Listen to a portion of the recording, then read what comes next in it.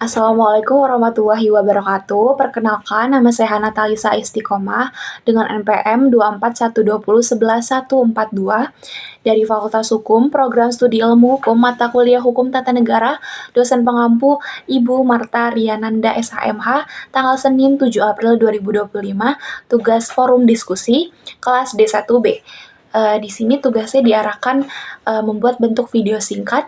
Pernyataan soalnya adalah bagaimana konsep negara hukum dalam perkembangan demokrasi di Indonesia pada saat ini. Di sini saya mengambil sumber dari buku ajar Hukum Tata Negara oleh tim pengajar Hukum Tata Negara Fakultas Hukum Universitas Lampung. Di sini saya akan memasuki jawaban dari materinya dari bab 8 tentang negara hukum dan demokrasi dari halaman 91 dan 92 yang saya ambil. Sebelumnya di sini saya akan menjelaskan tentang arti negara hukum.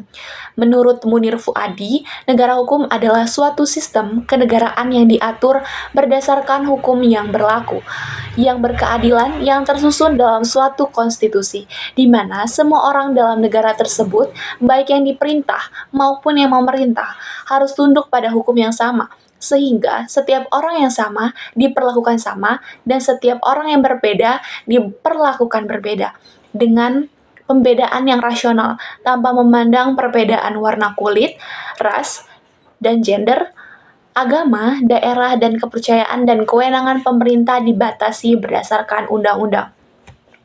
Selanjutnya, sedangkan Krab menyatakan bahwa yang dimaksud dengan negara hukum adalah negara sebagai pencipta, penegak hukum di dalam segala kegiatannya harus tunduk pada hukum yang berlaku. Dalam arti hukum ini, hukum membawakan negara. Berdasarkan pengertian hukum itu bersumber dari kesadaran hukum rakyat, maka hukum mempunyai wibawa yang tidak berkaitan dengan seseorang atau impersonal.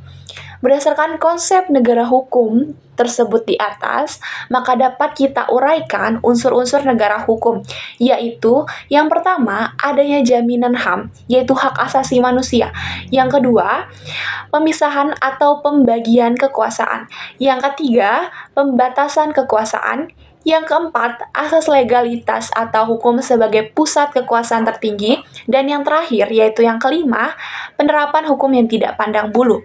Unsur-unsur yang terdapat di dalam konsep negara hukum ini menyebabkan negara mempunyai peran yang utama sebagai pencipta dan penegak hukum dalam rangka menciptakan rasa aman dan tertib dalam kehidupan di masyarakat. Namun, hukum yang telah menjadi kesepakatan antara rakyat dan pemerintah dalam penerapannya tidak boleh pandang bulu, sehingga suatu negara hukum dapat dikatakan sebagai negara hukum jika hukum menjadi kedaulatan tertinggi. Dalam suatu negara hukum, penguasa, raja, ataupun rakyat memegang kedaulatan tertingginya. Cukup sekian dari yang telah saya sampaikan. Mohon maaf jika banyak ada kesalahan kata atau masih ada kurang dalam pembahasan materi tersebut. Saya akhiri. Cukup sekian dari video saya. Wassalamualaikum warahmatullahi wabarakatuh.